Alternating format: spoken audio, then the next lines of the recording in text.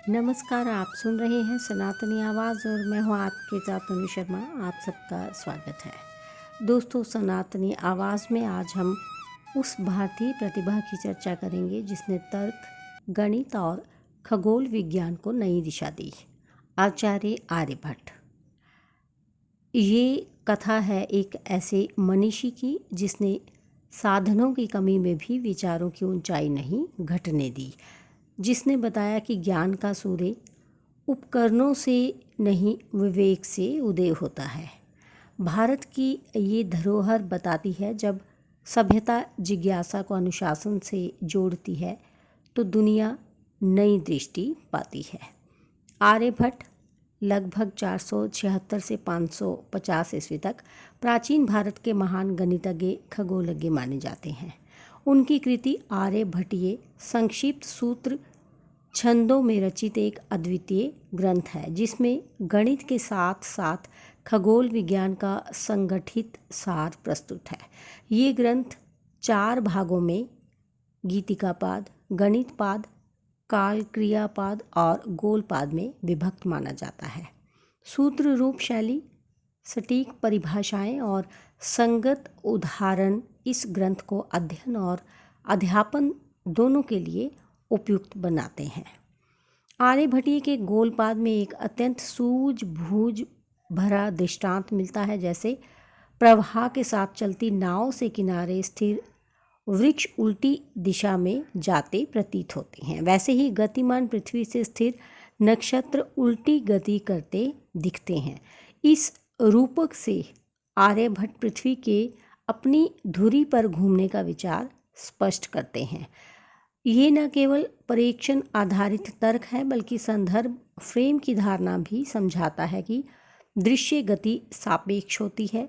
इस विचार ने भारत की खगोलीय परंपरा में आकाशीय गति की व्याख्या को नया आधार दिया। आर्यभट्ट ने वृत्त की परिधि यानी व्यास का अनुपात ऐसा संकेतित किया जो उच्च सटीकता के निकट माना गया है। ये बताता है कि वे संख्यात्मक पद्धतियों और सन्निकटनों के महत्व को भली भांति समझते थे। गणितपाद में जया यानी साइन की सारणी और उनसे संबंधित नियम मिलते हैं। ये त्रिकोणमिति के व्यवस्थित विकास की दिशा में बड़ा कदम है। संक्षिप्त सूत्रों की शैली में भी गणना की व्यवहारिकता, क्रमिक विधि और तालिकाओं का निर्माण भारतीय गणितीय परंपरा की विधि सम्मत सोच को दर्शाता है। काल क्रियापाद में समय गणना के सूत्र युग चक्र, दिन मान और ग्रह गणनाओं के लिए ढांचा प्रदान करते हैं। ग्रहों की स्थितियों और अवधियों के मॉडल उस युग की उपलब्ध प्रेक्षण परंपरा और गणनात्मक दक्षता के परिपक्व संतुलन को दिखाते हैं। यहाँ महत्वपूर्ण है विधि और परिणामों का सामंजस्य। जटिलता को सूत्रों और तालिकाओं के माध्यम से सरल बनाना, ताकि गणना व्यवहार्य रहे और परिणाम उपयोगी।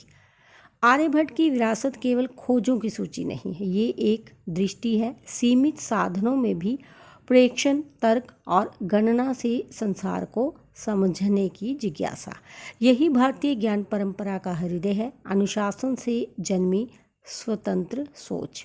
आज जब डेटा, एल्गोरिदम और मॉडलिंग आधुनिक विज्ञान की रीढ़ है, आर्यभट्ट ये याद दिलाती है कि नींव बहुत पहले रखी जा चुकी थी, जहाँ सूत्र संक्षिप्त हैं पर अर्थ गहन, और जहाँ दृष्टांत सरल है पर विज्ञान गूढ़।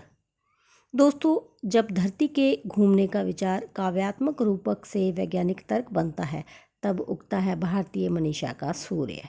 आर्यभट्ट हमें सिखाते हैं, जिज्ञासा को अनुशासन से जोड़ो और परंपरा को प्रयोग से।